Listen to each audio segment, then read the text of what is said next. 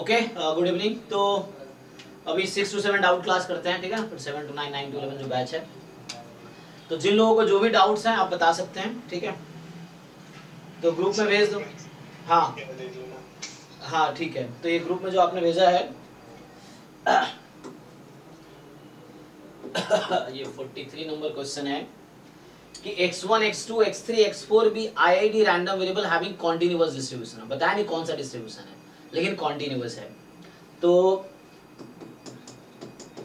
x1 x2 x3 x4 they are IID जिसका मान लो कोई कॉन्टिन्यूअस डिस्ट्रीब्यूशन PDF fx है।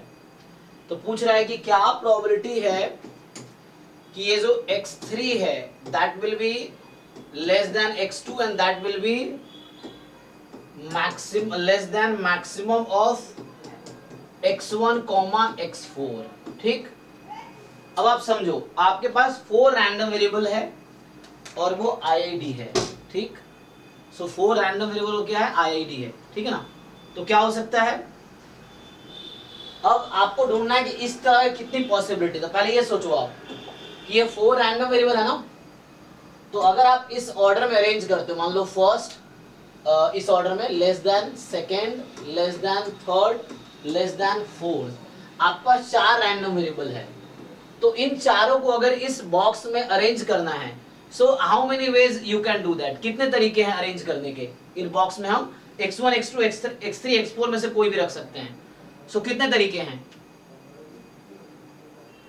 शान बताओ, आपका डाउट है ना। रिप्लेस कर सकते हैं। नहीं x1 x2 x3 x4 4 है ना, तो ऑर्डर तो इक्वलिटी तो है ही नहीं। तो 4 है, 4 ऑब्जेक्ट को अरेंज करना है 4 पोजीशन पे। सो number of permutation of 4 objects 4 factorial. Fine. So total number of, if you arrange for example like मैं लिखूं x1 less than x2 less than x3 less than x4, फिर x2 लेस देन x1। सो आपको arrange करना है, ये 4 object है, you have to arrange on this 4 positions.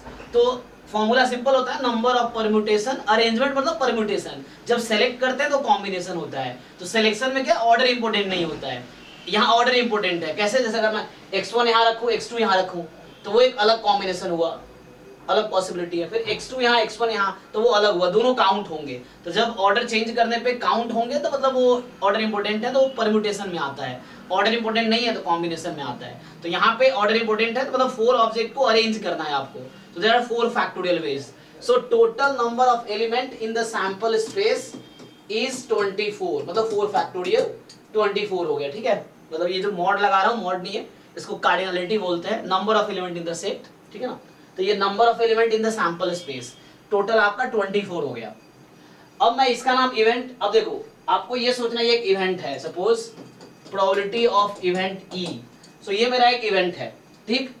तो अब आपको सोचना है इसके अंदर इन 24 में से कितने आउटकम्स हैं जो इसमें है, मतलब नंबर ऑफ फेवरेबल आउटकम्स मुझे देखना है, इसमें नंबर ऑफ फेवरेबल आउटकम्स कितने हैं। तो अब जरा सोचो, इसने कहा है कि x3 less than x2 less than, मैं फिर से वही बॉक्स बनाता हूं, ठीक है ना। तो आपके पास दो चीजें हैं, मैक्सिमम ऑफ x1 x4। इसका मतलब ये हुआ कि x1 x4 में जो ज्यादा होगा वो यहां पे रहेगा। अब सोचो, जैसे अब दो केसेस हैं, है ना। 2 केस क्या है, या तो x1 मोर देन x4 हो सकता है at some point of time, some other point of time x4 में भी लेस देन x1, है ना। मतलब x1 मोर देन x4 और x1 लेस देन x4, दो पॉसिबिलिटी है। सो जो भी लार्जर है वो लास्ट पोजीशन पे आएगा। तो फर्स्ट केस आप देखो, तो या तो मैं ऐसे ही लिख दूं कि बॉक्स बनाने से स्पेस जाएगा, तो मैं स्पेस हटा देता हूं। सो जस्ट यू सी क्या क्या पॉसिबिलिटीज है। मैं लिख रहा हूं कि इसमें टोटल कितने फेवरेबल आउटकम्स है करस्पॉन्डिंग दैट सैंपल स्पेस। तो आप खुद सोचो ना।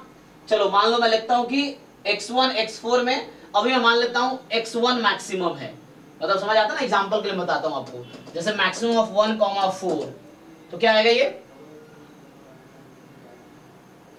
कोई बताओ इसको क्या लिखेंगे। हाँ 4 ना, ठीक है ना। जैसे मैक्सिमम ऑफ 2, 3, तो 3 जो भी लार्जर है, ठीक है ना। सो इस तरीके से। सो यहां पे देखो मैं बोल रहा हूं कि मैं अज्यूम कर रहा हूं फर्स्ट केस, कि suppose x1 is more than x4, x1 की वैल्यू ज्यादा है x4 से, तो मैक्सिमम इन दोनों में x1 है मान लो मैंने, तो क्या पॉसिबिलिटी है, तो यहाँ x2 यहाँ x3। अब आप सोच रहे होंगे मैंने इन दोनों का मैक्सिमम x1 लिया है, मैक्सिमम x1 लिया है, तो x4 लेस देन x1 है। अब आपको ये सोचना है कि x4 कहां पे आ सकता है। आप सोचिए x1 तो मैक्सिमम ले लिया मैंने, तो x4 के लिए क्या क्या possibility, x4 less than x1 होगा फॉर श्योर, है ना, क्योंकि मैंने अज्यूम किया कि मैक्सिमम जो है वो x1 है, तो इसका मतलब है कि x4 लेस देन x1 है। अब लेस देन है तो कितना लेस है, लाइक x2 से ज्यादा है, तो क्या क्या पॉसिबिलिटीज है, you have to find all the possibilities. Actually आप लोगों को समझ आ रहा है क्या, तो मैं बोलना चाहता हूं कि x4 की पोजीशन कहां कहां हो सकती है इसमें, तो x4 मे बी हेयर और x4 may be hair, yes x4 may be hair, एक मिनट यहां 3 था, ध्यान से देखो मैंने क्या कहा, मैंने अज्यूम किया इन दोनों का मैक्सिमम x1 है, सो x4 मे बी हेयर और x4 मे बी हेयर और x4 मे बी हेयर, क्योंकि इसमें मैंने कहा मैक्सिमम x1 है, तो x4 is less than x1, तो लेस देन x1 तो हो सकता है कि x2 से ज्यादा हो सकता है x2 से x3 के बीच हो सकता है कि x3 से भी कम हो। सो जब मैंने अज्यूम किया कि x1 x4 में x1 ज्यादा है, मैक्सिमम है, so there are 3 possibility again. तो ये तो मैंने अभी अज्यूम किया एक केस, दूसरा केस क्या है कि when x4 is more than x1, तो कितने केस बनेंगे फिर बताइए आपको, कितने केस, और ये 3 केस तो ये हो गया, और कितने केसेस बनेंगे इसमें, हाँ 3 और बनेंगे, है ना, 3 मोर केसेस। जब मैं ये अज्यूम करूंगा कि x4 मैक्सिमम है, means x1 is less than x4, तो x1 लेस है, तो लेस मे बी अब ये यहां आ सकता है या यहां आ सकता है, यहां आ सकता है, तो लाइक फिर से वही पॉसिबिलिटी है कि x4 लेस x1 लेस है, so it may be more than x2, हो सकता है कि x4 जो है x1 जो है x2 से पीछे है, x3 से है, इस तरह से। या एक केस और है कि x4 तो मैंने मैक्सिमम लिया है, तो हो सकता है यहाँ पे x2 x3 या x1, चेक करो।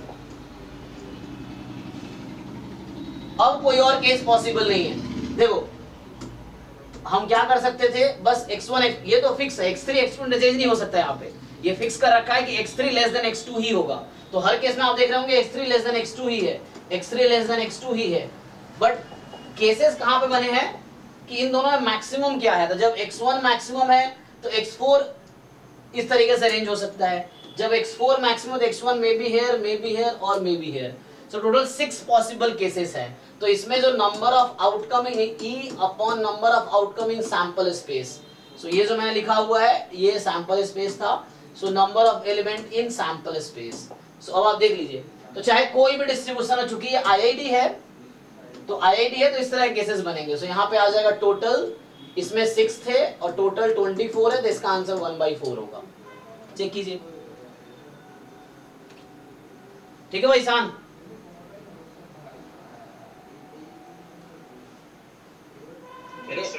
ठीक है ना, कुछ डाउट तो पूछ सकते हो आप। ओके सो हाँ शिवा ने पूछा है, आदित्य ने पूछा है, इससे पहले कल वाला एक क्वेश्चन रह गया था ना, नेहा ने पूछा था आई थिंक, है ना, हाँ तो वो ट्राई करते हैं। उसमें एक्चुअली थोड़ा कॉन्सेप्ट अलग था, तो क्वेश्चन ये था कि क्वेश्चन नंबर ये 47 है, जैम MA 2023 का ही है, तो ये 47 नंबर क्वेश्चन है।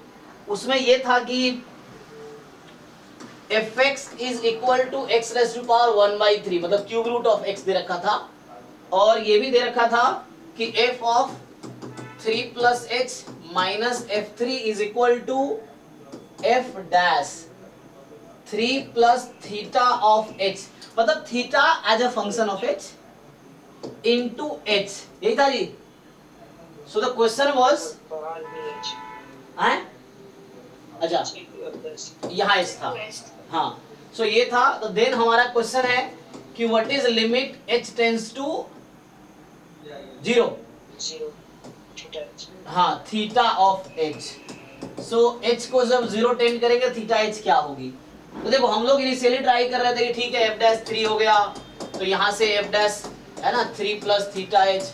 अब यहाँ से कुछ आ नहीं रहा था एक्चुअली, वो ये भी तब होगा जब लिमिट लगा देंगे, तो यहाँ होगा लिमिट h टेंड्स टू 0। तो इसमें क्या हो रहा है कि f dash 3 is equal to f dash 3 हो जा रहा है और कुछ आ नहीं रहा, क्योंकि यहाँ भी तो h है ना, सॉरी यहाँ भी h है, तो यहाँ h को 0 रख देंगे आप, थीटा इनटू 0, तो ये इक्वल ही आ जाएगा एक्चुअली। अगर मैं h को इधर बुलाता हूँ तो f डैश 3 बराबर f dash 3 plus theta h of h, तो ये h को 0 रखेंगे तो ये 0 हो गया, तो ये इक्वल ही आ गया, कुछ रिजल्ट तो मिला नहीं।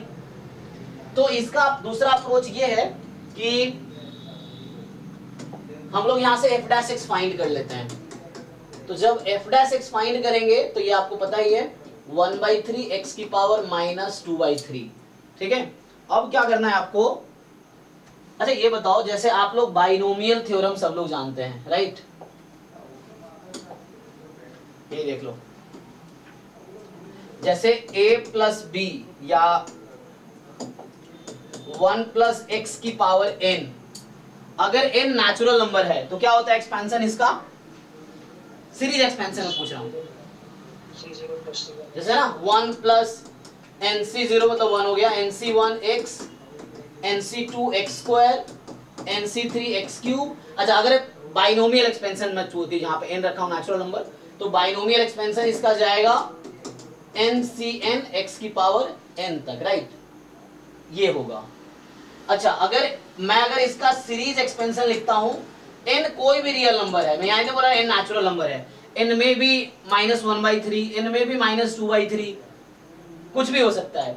इसका सीरीज एक्सपेंशन आपको याद होगा, बाइनोमियल एक्सपेंशन बोलते हैं उसको हम लोग, तो इस किसके इक्वल आता है ये, n कुछ भी हो सकता है, फ्रैक्शन भी, उसमें x पे रेस्ट्रिक्शन होगी। हाँ तो क्या होगा आंसर बताओ, 1 plus nx plus n 1 plus nx n minus 1 n into n minus 1 upon 2 x square, ऐसे चलेगा, n minus 1 n minus 2 upon 3 x cube and dot dot dot, ठीक है ना, तो चलता रहेगा ये। सो इस तरह से, एक मिनट, कौन है,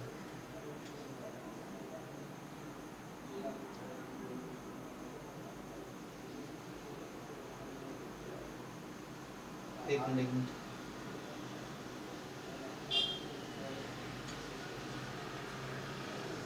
ठीक है, ये यूज करो, यहां से हो जाएगा। हाँ जी जी नमस्ते, बताइए। हाँ बताइए, एक्चुअली मैं क्लास में हूँ, कुछ बता, काम है? नहीं मेरी 6 से 11 क्लास है, मैं 11 के बाद ही फ्री होऊंगा। हाँ 6 से 11 लगातार क्लास। हाँ वो क्लास तो ज्वाइन किया है।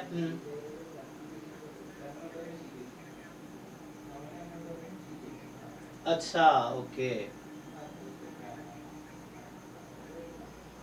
ओ अच्छा, हाँ मेरी बात तो नहीं हुई, व्हाट्सएप में लिंक भेज दिया था, ज्वाइन कर लिया था। हाँ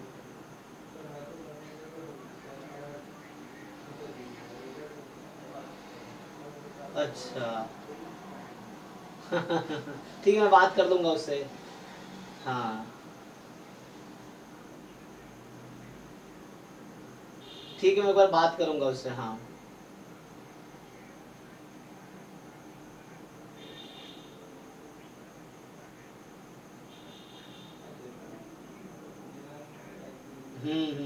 ठीक है, हाँ मैं बात करता हूँ। हाँ ओके, हाँ ओके, सो इसको अप्लाई करना पड़ेगा, तो क्या होगा, इसको देखो अप्लाई करके,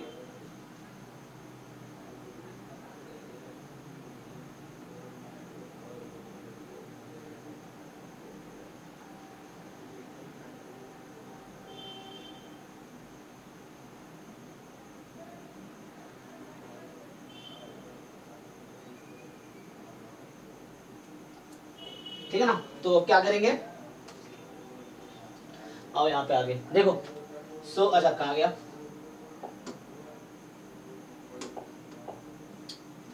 सो इसको यूज करते हैं हम, देखो ध्यान से। तो इसमें क्या करते हैं, हमारे पास fx क्या है, x की पावर 1/3, तो इसको यूज कर लेते हैं। सो इसकी वैल्यू कितनी आ जाएगी, 3 प्लस h इसकी पावर 1/3 माइनस, यहाँ आ जाएगी क्या होगी 3 की पावर 1/3 राइट, h टाइम, अब f डैश x वहां आ गया है तो f डैश x रख दो यहाँ पे। सो f डैश x रख दोगे तो क्या होगा 3 प्लस, मैं सिर्फ थीटा टाइम्स h लिख रहा हूँ, देखो थीटा h को सिर्फ मैं थीटा लिख रहा हूँ, डबल वो ब्रैकेट h नहीं लिख रहा हूँ मैं। थीटा h मतलब थीटा का मतलब है ना, कई बार तुम लिखते हो ना fx को जस्ट हम f लिखते हैं, मैं ये कह रहा हूँ fx को जस्ट मैं f लिख रहा हूँ, तो अभी थीटा ऑफ h है ना, जस्ट मैं थीटा लिख रहा हूँ उसको। तो सो इनटू बाहर h है, ये बाहर h लिख दिया, और डैश है ना, तो डैश का मतलब हो गया 1/3 बाहर होगा एंड इसकी पावर -2/3, सो इसकी पावर -2/3 ये हो गया। अब देखो, अब तुम्हें क्या करना है, इसका एक्सपेंशन लिखना है और इसका एक्सपेंशन लिखना है, तो इजीली आंसर आ जाता है एक्चुअली। किस फॉर्मूले से, इस फॉर्मूले से। सो इसको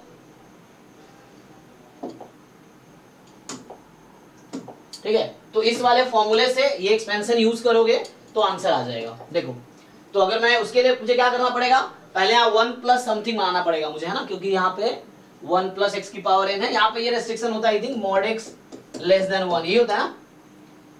तो यहाँ से क्या होगा, क्योंकि हमें टेंड्स टू 0 पे बात करनी है, सो इसमें पहले 3 कॉमन लो, इसमें से 3 कॉमन निकालो। सो 3 ब्रैकेट में कॉमन निकालो, बाहर 1/3 है तो ये बाहर आ जाएगा, तो 1 प्लस 1/3 h हो जाएगा। ऐसे भी आप क्वेश्चन में देखो h का रेंज दे रखा है, h क्या है -1 से 1 के बीच है ना, तो mod h is less than 1 दे रखा है क्वेश्चन में, कि mod h is strictly less than 1 है क्वेश्चन में। तो यहाँ पे जो h है आप क्वेश्चन में चेक करो, मॉड h लेस देन 1 दे रखा है, ठीक है। तो ये होगा इसकी पावर 1/3 -3 की पावर 1/3, ये h/3 है, अभी h/3 है। अब इसमें से भी क्या करो, 3 को बाहर करो, 3 कॉमन करो, 3 निकालोगे, सो 3 की पावर -2/3 बाहर आएगा एंड यहां से 1 प्लस, सो 3 बाहर आएगा, 3 -2/3 बाहर आ गया एंड 1 प्लस, तो ये कितना हो जाएगा थीटा h/3, ठीक। तो h/3 हो गया ना, 3 कॉमन लिया, अब यहाँ पे ठीक है ना जी, चेक कर लेना -2/3, ओके यहां तक। अब आप क्या करोगे, आप लिखो सीरीज एक्सपेंशन इसका। सो एक काम करते हैं, ये जो 3 की पावर -2/3 है, अगर मैं इसको इधर बुला लूं या इस वाले चीज को यहाँ बुला लो, बात बराबर है। क्या कर सकते हैं, एक मिनट देखो, यहाँ मैं क्या करता हूँ, 3 की पावर 1/3 पूरे में से कॉमन ले लो, तो 1 प्लस h/3, इस पूरे की पावर 1/3 है, -1 ब्रैकेट में, यहाँ h/3 है, और मैं कह रहा हूँ इस 3 की पावर जो -2/3 है ना, इसको लेफ्ट में ले आओ। तो जब लेफ्ट में ले आओगे 3 की पावर -2/3 है, इधर आएगा 3 की पावर 2/3 और 3 की पावर 1/3 यहाँ पे है, तो ऐड होके क्या हो जाएगा, ये क्या लिख सकता हूँ, 3 लिख सकते हैं ना। तो इसको मैं क्या लिख सकता हूँ यहाँ पे, ये 3 हो जाएगा, क्लियर है कि नहीं। मैंने इस वाली चीज को यहाँ बुला लिया और ये कॉमन लिया मैंने, तो ये फाइनली 3 हो गया। एंड अब बचा आपके पास 1 प्लस थीटा h/3, इस पूरे की पावर -2/3। अब खोलो इसका एक्सपेंशन, खोलो 3 टाइम, तो a प्लस x की पावर n था ना, तो क्या था 1 प्लस nx, सो nx प्लस n इंटू क्या था, n इंटू अगला टर्म क्या है, n इंटू n -1 है ना। सो n हमारा 1/3 है, n हमारा 1/3 है, सो n इंटू n -1, सो 1/3 -1 -2/3 अपॉन 2 h/3 का होल स्क्वायर, एंड चलता रहेगा, आगे जरूरत नहीं पड़ेगी, इतना ही काफी है। अच्छा ये -1 है ना, तो इस -1 से इस 1 को मैं हटा देता हूँ, ठीक है ना, बाद में यही डॉट डॉट बाद में -1 लिखूंगा, तो ये -1 क्योंकि इसका एक्सपेंशन ये है, अभी जो मैंने लिखा है ये बस इसका एक्सपेंशन है, -1 है, तो ये -1 इस 1 को खा जाएगा, है ना, मतलब उसको कैंसिल कर दो। तो यहाँ से ये वाला टर्म बस 1 हटा देता हूँ मैं, तो अभी क्या है हमारे पास 3 ये है, और जो 1 पहला टर्म इसमें एक्सपेंशन में आता है उस 1 को माइनस कर दिया, हटा दिया, तो अभी हमारे पास ये है left term equal to h/3, same thing हम राइट साइड में करेंगे, 1 प्लस एक्स की पावर n लिखेंगे, सो 1 प्लस एक्स की पावर एन, एन हमारे यहाँ पे -2/3 है, so like 1 plus n x, तो एन इज दिस, एक्स के प्लेस पे मेरा है theta h/3, so theta h/3 plus n into n -1/2, तो -2/3 इंटू एन -1, तो -5/3/2, और यहां से एच स्क्वायर है ना, इसका मतलब एक्स स्क्वायर, सो थीटा h/3 का whole square plus dot dot dot, ये एक्सपेंशन हो गया, जरा सिंप्लीफाई कर लो इसको, सो सिंप्लीफाई इसको करो, 3 बाहर है, ये हो गया h/9, और यहां से माइनस ये 2 कैंसिल, 1/9 ये, और h²/9 ये, ठीक, प्लस आगे चलता रहेगा, सेम थिंग यहाँ पे है, तो इसको थोड़ा सिंप्लीफाई करो, h/3 1 -2 थीटा h/9, या मैं ऐसा लिखूं पहले कि 2/9 थीटा h, अब यहाँ पे माइनस माइनस प्लस ही रहेगा एक्चुअली, और 5 2 से ये 2 काट दो, चलो तो बचा माइनस में प्लस 5/9, फिर 1/9 theta square h² dot dot dot, ठीक है। अब देखो, सो आपको इजीली दिख जाएगा। अब आप क्या करो, यहाँ एक h बाहर दिख रहा है आपको, इसमें हर टर्म में h है, तो h कॉमन ले ले, तो एक h यहाँ से बाहर करो इसमें से, और उस h के साथ कैंसिल कर दो, ओके, और इस 3 को इधर बुला लो, तो मैं ऐसा कर रहा हूँ कि इस 3 को इधर बुलाओ, h को इधर बुलाओ, तो होगा क्या, ये 3 3 9, ठीक, ये 3 इधर आया, 3 3 9, यहाँ से h कॉमन लिया, और वो h इस h को कैंसिल कर देगा, तो यहाँ बचेगा 1/9 माइनस 1/81 h, क्योंकि एक h कॉमन लिया हमने, आगे डॉट डॉट डॉट चलता रहेगा, हर अगला टर्म h² होगा, h³ होगा, एंड सो ऑन। यहाँ से h कैंसिल कर चुका है, 3 यहाँ आ चुका है, तो बचा गया 1 minus 2/9 theta h plus 5/81 theta square h² dot dot dot, okay यहाँ तक। इसको जरा मल्टीप्लाई कर लो, इस 9 को मल्टीप्लाई करो, तो जो ही इस 9 को आप मल्टीप्लाई करोगे तो मैं रीराइट कर देता हूँ, जब 9 को मल्टीप्लाई करोगे तो क्या होगा, अब इसमें है ना वो 9 आया था ना, बस ये लिख देता हूँ, क्या बनता, समझ रहे आप लोगों ना, इस 9 को मल्टीप्लाई करेंगे तो क्या बनेगा, 1 माइनस 1/9h, ठीक, सो 1 minus 1/9h dot dot dot, आगे h² h³ इस तरह का टर्म आया होगा। अब आपसे क्या पूछा था क्वेश्चन में, लिमिट h टेंड्स टू 0, अब दोनों तरफ लिमिट अप्लाई कर दो h tends to 0, so applying limit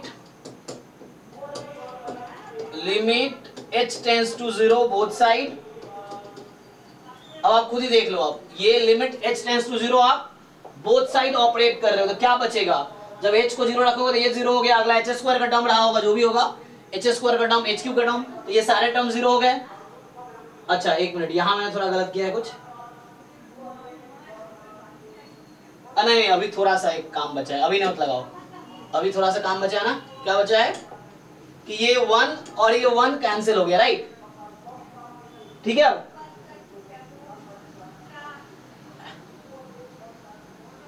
calculation कहाँ गलती हुआ है,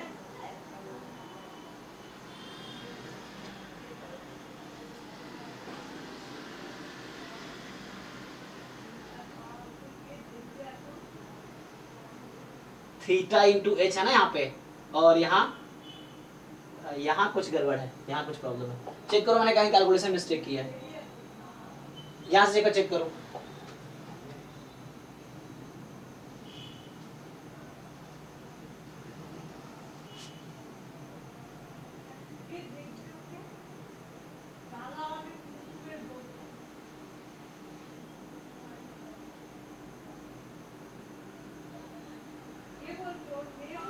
सर अब फिर से एक h कैंसिल होगा ना, हाँ यस यस यू राइट, हाँ यहाँ तक ठीक, मतलब यहाँ तक ठीक है ना, हाँ यस यस अब ठीक है, ओके। अगेन यू टेक, अगला कोई टर्म रहा होगा, मैं लिखा नहीं एक्चुअली, अगर मैं नेक्स्ट टर्म लिखता जैसे यहाँ पे NH था, हाँ अभी तक ठीक है, ओके, अब एक h कैंसिल हो गया, आंसर आ जाएगा, राइट, हाँ ठीक है। सो यहाँ देखो NH n into n minus 1 h², अगला होता है n into n minus 1 n minus 2 upon 3 factorial h³, उस तरह से होता है एनीवे, ठीक है। तो अब ये 1 1 कैंसिल कर दो, तो बचा -1/9 अब यहाँ पर जो टर्म लिखा नहीं तो मान लेता हूँ समथिंग एच स्क्वायर होगा, वो लिख भी देता हूँ समथिंग क्या होगा n into n minus one है ना, n minus two upon 3 factorial बनता तो कुछ होगा प्लस समथिंग मान लो k टाइम h होगा आगे। मैं क्या कर रहा हूँ h कॉमन लेके कैंसिल कर रहा हूँ प्लस ऐसे ही H square and so on बनेगा। मतलब समझ रहे हो ना, अगला टर्म मैं लिखा नहीं हूँ, कोई समथिंग है ना, कोई number like 1/81 H square something type का होगा तो कोई प्रॉब्लम नहीं है, ये समथिंग इंटू के एच बचेगा। मैं क्या कर रहा हूँ h यहाँ से कॉमन लिया, h वहां से कॉमन लिया, कैंसिल कर दो तो बचा क्या, तो यहाँ -2/9 थीटा। हाँ पहले h कॉमन लो और कैंसिल कर दो, अगले टर्म में h स्क्वायर रहा होगा, कुछ k स्क्वायर अगला है ना, k h square something constant है, ये k नहीं बोल रहा मतलब एक कोई कांस्टेंट होगा, वो मुझे यहाँ से कैलकुलेट करना पड़ेगा। एक टर्म और यहाँ लिखता मैं तो मुझे इजीली दिख जाता। सो एनीवे अब आपको समझ आ रहा होगा क्या हो रहा है एक्चुअली। फिर यहाँ 5/81 थीटा स्क्वायर h, क्योंकि एक h यहाँ से और एक h यहाँ से हम कैंसिल कर रहे हैं, ये 1 1 तो कैंसिल हो गया ऑलरेडी, अब यहाँ से एक h कैंसिल होगा, वहां से h कैंसिल होगा और उसके बाद आप हाँ अब लिमिट लगा दो, ठीक है अब सही है ना। हाँ so now you apply limit h tends to 0, तो उससे क्या होगा, ये वाले टर्म सारे जीरो हो जाएंगे, ये वाले टर्म सारे जीरो हो जाएंगे, तो बचे क्या, तो यहाँ से -1/9 इज इक्वल टू, मैं लिमिट लगा रहा हूँ ना अप्लाइंग लिमिट, तो यहाँ पे तो लिमिट काम करेगा नहीं, लिमिट इसको जीरो कर दिया और limit h tends to 0 -2/9 theta, ये थीटा वही है थीटा ऑफ h, तो theta means theta of h, ठीक है, तब ऐसे रहने दो।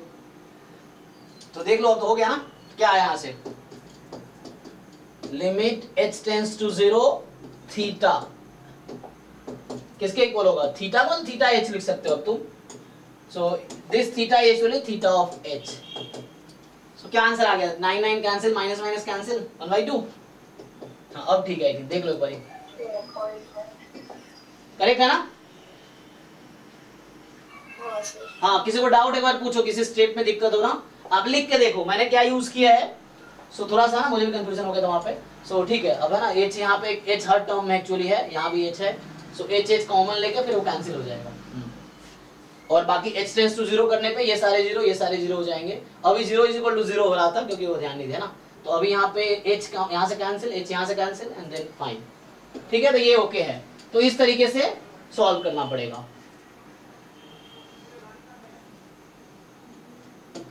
और इसको यूज किया, इसको प्रूफ करना आसान है, Taylor series expansion you already know, तो उसको आप यूज कर सकते हो, टेलर सीरीज एक्सपेंशन से आ जाएगा कि किसके जीरो के अराउंड ओपन कर लो, f0 f'0 अपॉन ना into x, f'0 upon 2 factorial x square, f'0 उस तरीके से करोगे तो आपका ये प्रूफ हो जाएगा। टेलर सीरीज एक्सपेंशन लिखा हमने इस चीज का, यहाँ ये है कि mod x will be less than 1, तो वो है यहाँ पे ऑलरेडी, h 0 से 1 के बीच है।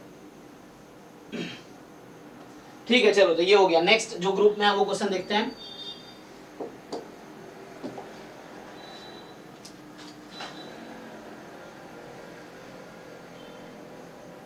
सो नेक्स्ट जो भेजा है शान का तो हो गया, अब आदित्य क्या भेजा हुआ है देखो जरा ट्राई करते हैं। ये कह रहा है कि सर XYZ आईआईटी है नॉर्मल 01, हाँ स्पेशल XY गिवन Z पूछा हुआ है, कोई प्रॉब्लम नहीं है। तो जैकोबी वाले मेथड जैकोबी वाले चलो XY की डिस्ट्रीब्यूशन करने पड़े तो वो कॉम्प्लिकेटेड हो जाएगा। Suppose XYZ are 3 exponential 3 independent है, XYZ तीनों नॉर्मल नहीं है ना, XYZ इंडिपेंडेंट है, XY जो है वो IID नॉर्मल 0 1 है XY, एंड Z जो है आपका वो एक्सपोनेंशियल 1 है, बट ये सब इंडिपेंडेंट है एक दूसरे से है ना, एंड दे आर इंडिपेंडेंट। सो ठीक है ना, तीनों एक दूसरे से इंडिपेंडेंट है। तो आपसे पूछ रहा है कि एक्सपेक्टेशन x और y given z is equal to 1 क्या होगा, इसी में डाउट है ना। तो मुझे ये बताओ इंडिपेंडेंट है ना ये, तो अगर इंडिपेंडेंट है मुझे ये बताओ expectation of x y, x and y अगर इंडिपेंडेंट है तो क्या लिख सकता हूं मैं, तो सेम चीज तुम यहां भी कर सकते हो, expectation of x given z is equal to 1, expectation of y given z is equal to 1। अब x और z क्या है, अगर x z इंडिपेंडेंट है तो x गिवन y का एक्सपेक्टेशन किसके इक्वल आएगा, अगर x y इंडिपेंडेंट है तो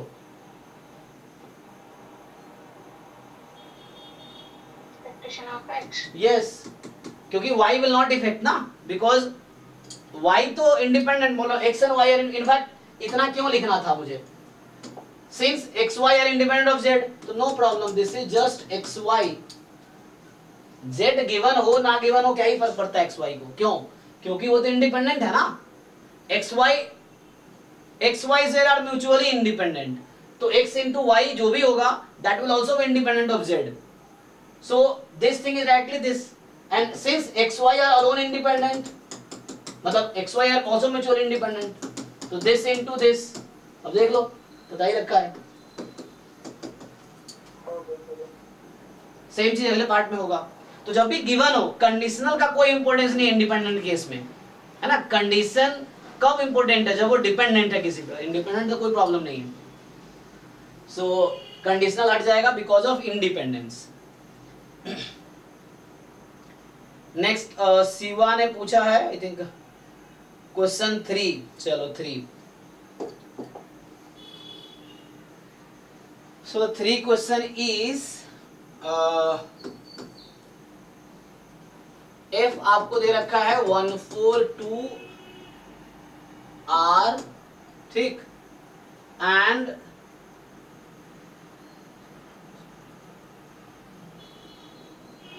अगर सर एक्स वाई इंडिपेंडेंट है तो उसका वाई भी इंडिपेंडेंट होगा। हाँ एक्स वाई इंडिपेंडेंट है उसका,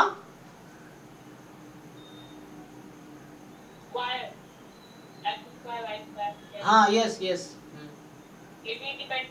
हाँ function of x and y are independent, then any function of x, any function of y, they are also independent, function well defined होने चाहिए।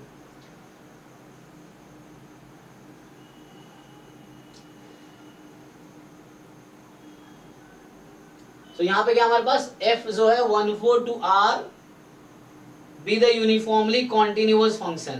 देखो पहली बात, ये यूनिफॉर्मली कॉन्टिन्यूअस जैम के सिलेबस में नहीं है एक्चुअली, ठीक है, कॉन्टिन्यूअस फंक्शन जैम एमएस के सिलेबस में है, ये तब था, तो यूनिफॉर्मली कॉन्टिन्यूअस जो है ये जैम के सिलेबस में नहीं है, तो you can skip that also if you want, jam के अगर हैं तो।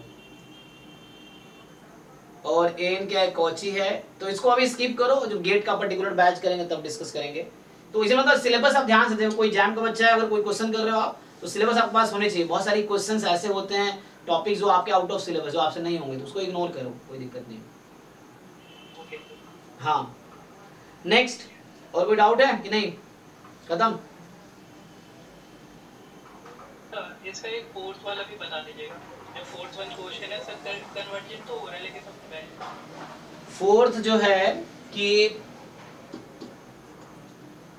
xn सीक्वेंस है, तो xn जो सीक्वेंस है एक्चुअली वो कुछ ऐसा है, रूट अंडर 1 प्लस में, रूट अंडर 1 माइनस में, फिर प्लस में रूट 2, माइनस में रूट 2, ठीक है, ऐसे चल रहा है ना, प्लस रूट 3 माइनस रूट 3 ऐसे चल रहा है, एंड सो ऑन। ओके, तो आपसे पूछ क्या रहा है कि yn जो है, yn is actually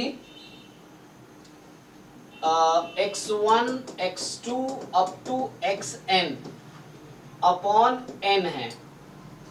so think of yn actually, सोचो अगर n की वैल्यू ऑड है फॉर एग्जांपल, अच्छा इवन है तो क्या होगा, n अगर इवन है फॉर एग्जांपल, n अगर 2 है, so what do you think, पहले 2 टर्म का सम, पहले 4 टर्म का सम, पहले 6 टर्म का सम क्या आएगा, सो अगर n इवन है तो 0 रहेगा, अगर n ऑड है तो क्या आंसर आएगा, लाइक 3 टर्म्स अगर है, सो यहाँ रूट 2 आ जाएगा, 5 टर्म्स अगर होंगे तो रूट 3 आ जाएगा।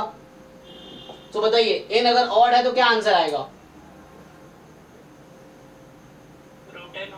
नहीं रूट n तो नहीं होगा, जैसे यहाँ पे n की वैल्यू 1 है तो 1 पे रूट 1 है, ठीक है, n की वैल्यू 3 है तो रूट 2 है, n की वैल्यू 5 है तो आपका आंसर रूट 3 है, n की वैल्यू 7 है तो आपका आंसर रूट 4 होगा, n की वैल्यू अगर 10 है तो आपका आंसर क्या होगा, सॉरी 2 4 6 8, n की वैल्यू 8 है तो आपका आंसर रूट 5 होगा, राइट। तो क्या पैटर्न चल रहा है, पैटर्न समझो,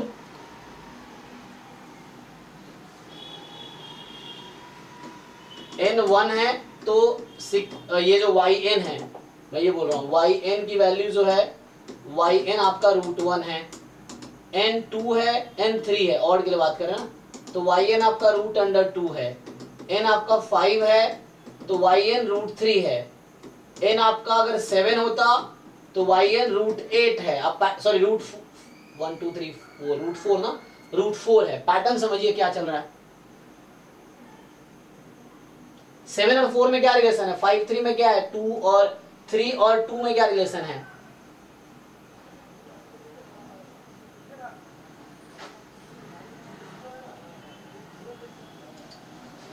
isn't it? n plus 1/2 का रूट चेक कीजिए,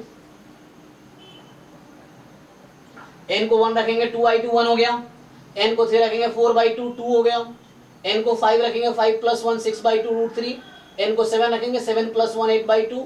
सो क्या हो रहा है, ये एक्चुअली आएगा √n plus 1/2 मिलेगा आपको इस तरीके से, ठीक है। देखिए ध्यान से, सो अगर n कोई ऑड नंबर है तो इन केस ऑफ yn आपका जो मिलेगा √n plus 1/2 मिलेगा, n इवन है तो 0 है। सो आप डिसाइड कर लीजिए ऑप्शन देख के क्या बोल रहा है।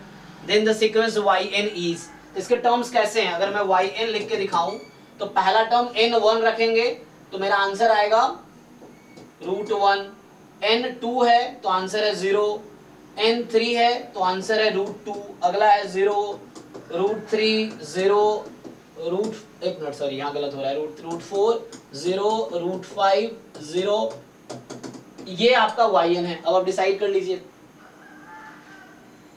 क्या कह रहा है ये, yn मोनोटोनिक है, क्या आपको मोनोटोनिक दिख रहा है। मोनोटोनिक क्या होता है कि जैसे जैसे n बढ़ेगी सीक्वेंस वैल्यू बढ़ती जाएगी, पहला आउट हो गया, मोनोटोनिक तो नहीं है। बाउंडेड नहीं है तो बाउंडेड नहीं है, सही बात है, जब n इन्फिनिटी होगा तो इन्फिनिटी पे जाएगी ऑड के लिए, तो नहीं है बाउंडेड, मतलब ये ऑप्शन ट्रू है तो बी ऑप्शन ट्रू है। बाउंडेड है मोनोटोनिक, बाउंडेड तो नहीं है, गलत है। कन्वर्जेंट है, कन्वर्जेंट भी नहीं है, इसके पास है ना एक सबसिक्वेंट ये वाली जो टर्म है तो इन्फिनिटी पे चली जाएगी, तो बाउंडेड कन्वर्जेंट भी नहीं है, तो बी ऑप्शन करेक्ट है, ठीक है। ओके, हाँ जी, और कोई डाउट, किसी को और कोई डाउट हो, कोई डाउट नहीं है, चलो फिर स्टॉप करें। ऐसे कैसे डाउट खत्म हो जा रहा भाई, तुम लोग कितना कम प्रैक्टिस कर रहे हो क्वेश्चंस, डाउट तो खत्म नहीं होने चाहिए, इसका मतलब आप लोग कम क्वेश्चन कर रहे हो। हाँ असाइनमेंट से भी पूछ सकते हो, असाइनमेंट हाँ ग्रुप में सेंड किया है फोटो। अच्छा ग्रुप में सेंड किया है, क्योंकि डाउट तो कंप्लीट खत्म नहीं होने चाहिए ना। सो अगर डाइट हम लोग उससे असाइनमेंट भी कर सकते हैं हम लोग, तो 15 मतलब क्वेश्चन का मैंने कहा था डेली कम से कम 100 क्वेश्चन सॉल्व करो, कम से कम, चाहे 500 कर सकते हो अच्छी बात है, एटलीस्ट 100 क्वेश्चन डेली सॉल्व करो। सो इतने सारे दुनिया में बुक्स हैं, बुक्स के एग्जांपल्स आप सॉल्व कर सकते हो। ड्राइव में इतने क्वेश्चन हैं कि आप है ना 2-4 साल में भी कंप्लीट नहीं कर पाओगे सारे। सो t रियल नंबर है और box t denote the greatest integer function less than equal to t, h function r² to r है, g r² टू r है। देखिए सो क्या बोलना चाह रहा है ये, h of xy is -1/x - y, x² - y है ना। अगर x² इक्वल नहीं है y के, 0 अदरवाइज, ये तो अदरवाइज मतलब जब x² y के इक्वल है, और gx सिंगल वेरिएबल फंक्शन है जो कि है sin x upon x when x is non zero, 0 otherwise मतलब 0 when x is 0। अब आपसे कह रहा है कि ये आपसे कह रहा है पहला ऑप्शन कि limit x, y tends to √2, pi, तो cos of x² y upon x² plus 1, तो यहाँ तो एफ जी का कोई काम ही नहीं है, है ना, तो डायरेक्टली है तो सो cos है ना, तो x को √2 रखना है और आपको y को पाई रखना है, तो x को √2 अभी क्या आएगा आंसर, √2 रखेंगे तो 2 पाई अपॉन में 3। सर सर वो मुझे इसका आंसर बी मिला, लेकिन आंसर की में मार्क्स टू ऑल लिखा है, तो मुझे समझ नहीं आया कि ये क्वेश्चन रॉन्ग कैसे। अच्छा, तो मार्क्स टू ऑल इसका मतलब कुछ गड़बड़ होगा इस क्वेश्चन में। चेक करते हैं, जैसे पूछा है कौन सा फॉल्स है, तो चेक करते हैं। कुछ हो सकता है कुछ कंडीशन वायलेट हो जो जनरली हम लोग नहीं पकड़। तो मार्क्स टू ऑल कब होता है, जैसे आप एग्जाम, जैसे आंसर की आता है एग्जाम का, फिर आपको 1 वीक का टाइम देते हैं चैलेंज करने का। जैसे आपको लगता है कि आंसर की गलत है, जैसे पहला आंसर की जब आता है तो हर ऑप्शन में कोई ना कोई आंसर रहते हैं, लेकिन कई बार जैसे मैंने सॉल्व किया, मुझे लगा ये क्वेश्चन में प्रॉब्लम है, तो मैं चैलेंज करता हूँ, आप भी कर सकते हैं 500-1000 रुपये दे के। फिर आपका डिस्कशन होता है, जिसने आंसर की बनाया, जिस प्रोफेसर ने, अगर आप उसको कन्विंस कर पाते हैं कि ये क्वेश्चन गलत है या वो ऑप्शन गलत है, या इसमें दूसरे तरीके कोई बच्चा आपके तरीके से सोचेगा तो आंसर कोई और भी करेक्ट, या कुछ गड़बड़ है क्वेश्चन में, तो उस केस में फिर मार्क्स टू ऑल किया जाता है ना। तो उसमें हो सकता है दुनिया बाहर वालों को पता भी नहीं चले क्या हुआ ऐसा, है ना। वो अलग चीज़ है कि मैं पकड़ पाऊँ या आप पकड़ कैसा क्या हुआ। तो ये रहता है कि जिसने चैलेंज किया उसको पता है कि भाई क्या प्रॉब्लम है, मार्क्स टू ऑल क्यों हुआ। फिर भी ट्राई कर सकते हैं, देखते हैं क्या है। तो है ना, कुछ ऐसा कंडीशन वायलेट हो रही होती है जो जनरली लोग हम ध्यान नहीं देते हैं इस तरह से। तो हर साल 1-2 क्वेश्चन आपको ऐसा मिल जाएगा जैम के हर साल में, जहां मार्क्स टू ऑल 1-2 क्वेश्चन में रहते हैं। सो ठीक है, एक्स स्क्वायर वाई, तो यहाँ पे क्या होता है, तो ये तो आप पुट करेंगे आई थिंक ट्रू आ जाएगा, नहीं ये आप पुट करेंगे, जैसे मैंने कहा कि आएगा कितना, सो एक्स स्क्वायर है ना 2y है π/3, तो cos 2π/3 कितना होगा, तो ये cos पाई माइनस π/3, नहीं 2π3 हाँ ठीक है, पाई माइनस π/3। तो सेकेंड क्वाड्रेंट में cos क्या होता है, नेगेटिव, तो cos नेगेटिव, और साइन 60√3/2, तो ये कितना -1/2। ठीक है, तो ये ऑप्शन ओके है, और बी ऑप्शन ठीक है। तो आप ये कह रहे हैं बी वाला गलत होगा ना, तो लिमिट xy टेंस टू √2, 2, ठीक है, e की power h of xy। So xy, तो यहाँ पे क्या हो रहा है कि यहाँ पे आपका y is equal to x square वाला कर्व है, कि एग्जैक्ट नहीं है, टेंस टू है, दैट अप्रोचेस टू एक्चुअली, है ना। तो यहाँ पे क्या करो,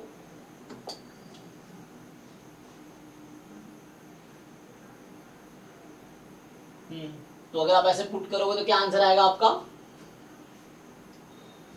सर तो फिर 0 पुट करना है कि -1/x² -y?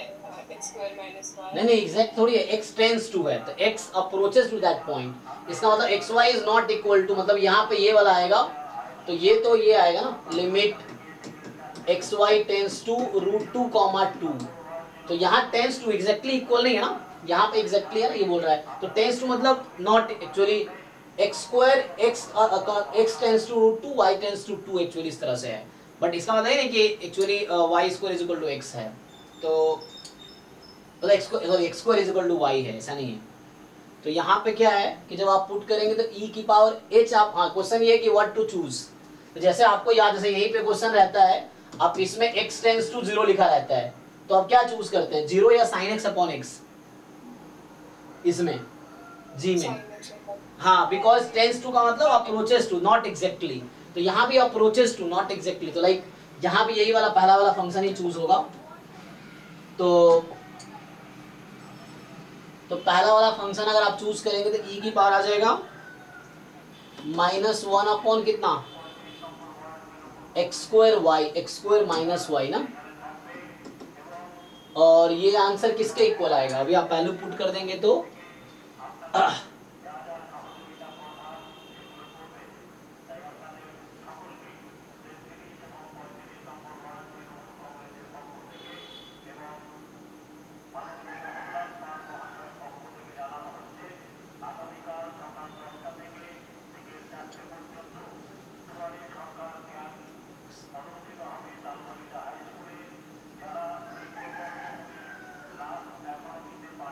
लिमिट तो एग्जिस्ट नहीं करेगी ना, तो e की पावर क्या आएगी,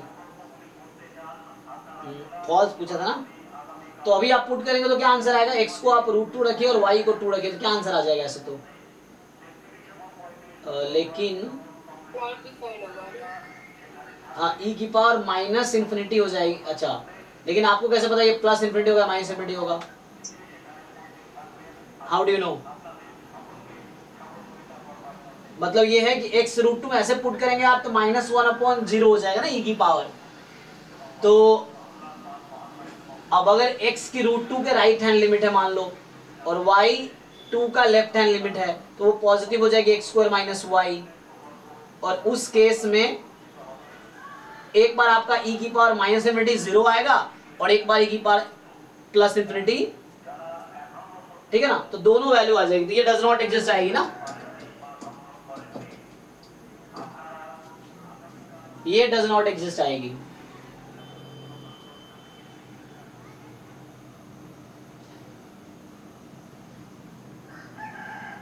या आप ऐसा समझ लो, एक और चाहो तो कर्व के हिसाब से सोच सकते हो आप कि if you take a curve x² - y = mx for example, तो यहाँ पे क्या हो रहा होगा एक्चुअली, जब x आपका, अच्छा mx लोगे तो क्या ये कर्व उस पॉइंट से पास कर रही है? अभी नहीं पास कर रही है ना, so we have to take a curve which passes through this point, तो 0 ही लेना पड़ेगा ना, कर्व से सोचना मुश्किल है। सो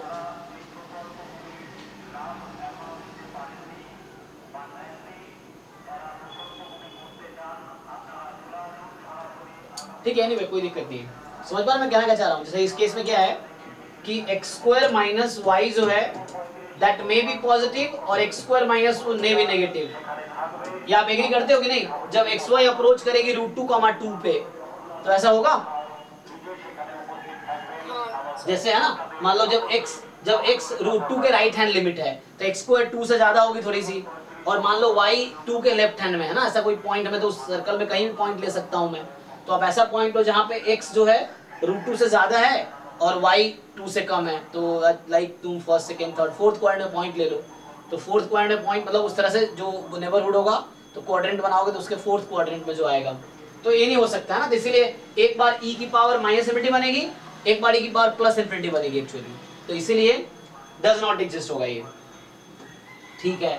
तो यही फॉल्स है, ठीक है। बाकी ऑप्शन चेक कर लेते हैं। तो यहाँ पे सी ऑप्शन जो है limit x, y tends to e, and बोल रहा है कि log x की power y minus greatest integer function of y। So इसमें क्या y की है ना, y का जो फ्रैक्शनल पार्ट है, तो भाई अगर log की प्रॉपर्टी यूज करें यहाँ पे, सो y minus this log x and e अगर हम डायरेक्टली मैं पुट कर दो लिमिट, तो y को e रख देते हैं, तो e minus fractional part of e क्या होता है? 2 नहीं, ये इंटीजर पार्ट है, फ्रैक्शनल पार्ट है, फ्रैक्शनल 0.71 समथिंग आएगा। बट एग्जैक्ट वो तो क्या है, वो उसको क्या बोलते हैं? e क्या है, रैशनल है इरेशनल है? इरेशनल है। हाँ इरेशनल है, तो फ्रैक्शनल पार्ट ऑफ e आएगा into log e। log e कितना होगा? 1। सो ये आ गया। अब इसका आंसर क्या होगा? So is the option true? Question ये, क्या सी ऑप्शन ट्रू है? तो e -2 ही आएगा ना सर? अच्छा एक मिनट, ओके e माइनस, अच्छा मैं अगर ये अच्छा यहाँ करें आपकी, सो y माइनस दिस, तो आ गया e माइनस 2 पॉइंट समथिंग है ये, तो इसका ग्रेटेस्ट इंटीजर पार्ट कितना आ गया? 2 इंटीजर पार्ट 2.718। ओके एंड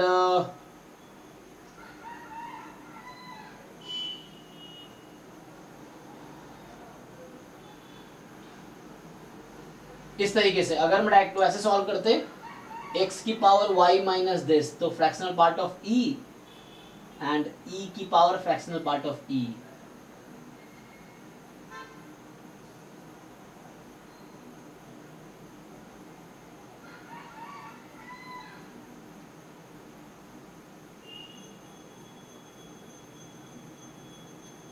ठीक है, ओके। तो ये है डी में क्या है, और डी ऑप्शन आपको बोल रहा है कि लिमिट xy टेंस टू 0, 0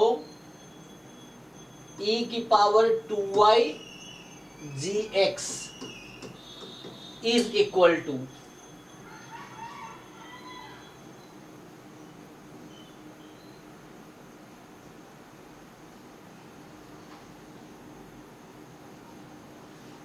तो क्या होगा e की पावर 2y gx, तो 2y का मतलब हो गया xy 0 है, सो y में भी एग्जैक्टली 0, तो इसका आंसर क्या होगा, जैसे xy टेंड्स टू 0 है ना, so what if you take a point here 0 comma epsilon और epsilon comma 0 like this, epsilon कोई पॉजिटिव नंबर है, तो क्या आंसर आएगा आपका, अच्छा 0 एप्सिलॉन पे इसकी वैल्यू क्या आएगी, if I take point neighbourhood in the 0 ना, तो ओरिजिन का जब नेबरहुड आप कंसीडर करोगे, when you consider neighbourhood of 0 so it is a, है ना, ये एप्सिलॉन रेडियस का कोई आप सर्कल बना सकते हो, तो ये इसका नेबरहुड है, सो 0 एप्सिलॉन में वैल्यू कितनी आएगी इसकी आप बताइए, 0 कॉमा एप्सिलॉन ना,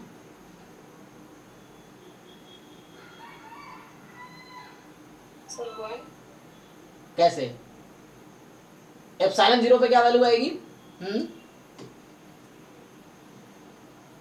ओके ठीक है, 0 एप्सिलॉन हमने x को हमने 0 लिया, तो x इज एग्जैक्टली 0, तो वैल्यू क्या आ जाएगी, मैं बोल रहा हूँ कि x comma y 0 comma epsilon equal to, क्योंकि ये भी approach, epsilon is a positive number, very small positive number, तो अगर मेरा point 0 comma epsilon, like I take a curve along x0 है ना, y एक्सिस है ना, कोई कर्व y एक्सिस के अलोंग देख रहे हैं, हाँ,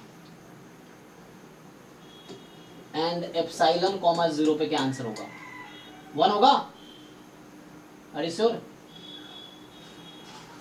x को 0 y को एप्सिलॉन कॉमा 0 पे 1 होगा, एप्सिलॉन कॉमा 0 पे 1 होगा, 0 कॉमा एप्सिलॉन पे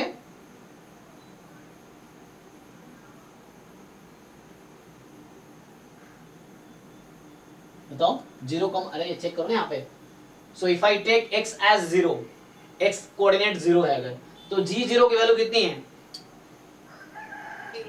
0 ना, तो 0 इंटू e की पावर 2 एप्सिलॉन, ये 0 ही हो जाएगा, तो मैंने नेबरहुड के एक पॉइंट ये लिया, नेबरहुड का दूसरा पॉइंट लिया, है ना, xy अप्रोचेस टू 0 ना, तो हमने क्या क्या हुआ है कि like you take any curve passing through origin, तो मैं ये बोलना चाह रहा हूँ, तो मैंने नेबरहुड के एक पॉइंट लिया 0 epsilon, so when I take a curve 0 comma epsilon the value is 0, when I take a point in the neighborhood of 0 epsilon comma 0 both are in the neighborhood of 0 उस पे 1 आ रही है value, तो इसके हिसाब से ये भी गलत हो जाएगा, फिर तो डी ऑप्शन भी फॉल्स हो गया, चेक, ओके सर, तो इसलिए मार्क्स टू ऑल किया, इसमें दो ऑप्शन बी और डी दोनों फॉल्स हो गया, इसीलिए ठीक है, बी में डज नॉट एग्जिस्ट था, और ये भी डज नॉट एग्जिस्ट होगा एक्चुअली, एग्जैक्टली पुट कर सकते हैं, किसमें, सी पार्ट में हमें एग्जैक्टली वैल्यू पुट किया और बी एंड डी में नहीं किया, तो नहीं एग्जैक्टली पुट, इसलिए आप यहाँ पे you consider neighbourhood, still you will get the same answer, for example xy e है ना, तो you take e plus epsilon, you check there epsilon is very small number actually, so epsilon actually at the end I'm saying epsilon approaches to 0, at the end I'm saying epsilon approaches, here also epsilon approaches to 0, but it does not make effect ना, मतलब actually epsilon 0 भी रख दोगे तो ये change तो होना नहीं है, तो 0 आंसर है because it does not depend on epsilon, अच्छा anyway यहाँ देखो, जैसे आपने epsilon 0 रखा, तो epsilon 0 पे क्या हो गया कि y 0, तो e की पावर 0, g एप्सिलॉन, तो एप्सिलॉन when you take, तो एप्सिलॉन टेंड्स टू 0, तो you will get the answer e की power 0 into g epsilon, g epsilon means when epsilon tends to 0 है, आप एप्सिलॉन को h बोल सकते हो, you can take h tends to 0, so I'm taking point 0 h where h tends to 0, ठीक है ना, so that will also approach to 0 h will approach to 0 when h tends to 0, right ना, so that I'm considering, so मैं 0 epsilon जो ले रहा हूँ, तो एप्सिलॉन टेंड्स टू 0 है, तो जैसे आपने 0 एप्सिलॉन वैल्यू फाइंड की, सो 0 एप्सिलॉन, तो x को 0 y को एप्सिलॉन, g0 इज एग्जैक्टली 0, सो अब एप्सिलॉन को मैं 0 रख दूं तो भी ये 0 तो नॉन 0 हो नहीं सकता, क्योंकि 0 does not depend on epsilon actually, that's why यहाँ पे क्या है, यू कैन आल्सो सी, आप e प्लस एप्सिलॉन लेके देखो x को, y को e माइनस एप्सिलॉन लेकर देखो, at the end you take epsilon tends to 0, still you will get the same answer actually. ये है तो मतलब ऐसा मतलब कब, हाँ like you have to understand कि why I took this point. Actually मुझे ये इंट्यूशन आया कि in the neighbourhood of 0 0 there are different point that will take different values. यहाँ मुझे वो आइडिया इसलिए नहीं आया क्योंकि यहाँ पे मुझे पता है कि you take any point in the neighbourhood of e you will get the same answer, that's why. तो ये आपको देख के समझना पड़ेगा, है ना, बिकॉज gx कैन बी 0 और नॉन 0 दोनों वैल्यू है। तो अगर ये 0 जब एग्जैक्टली हो गया तो खत्म हो गया। So that's the point. So like 0, h also approaches to 0 0 as h approaches to 0, no problem. So that's the one point. h, 0 also approaches to 0 0 as h approaches to 0. तो मैं ये दो पॉइंट कंसीडर किया in the neighborhood of 0, यही था ना कि xy approaches to 0 0. So that xy may be 0h, h0 both, minus h0, 0 minus h, h you can also take, minus h you can also take, जहाँ पे x tends to 0. So if this limit exists, it must contain unique value along any path or in the any point corresponding to any point in the neighborhood, it will give you the same answer. ये चीज है।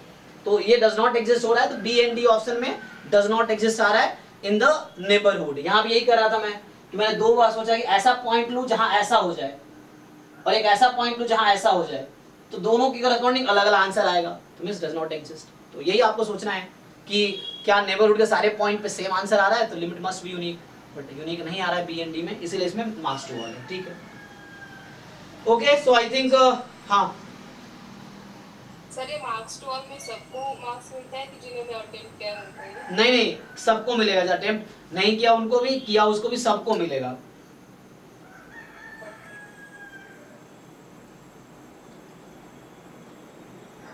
चलो अब 7 to 9 batch start करते हैं। तो अभी doubt class फिर कल 6 to 7 होगी। ओके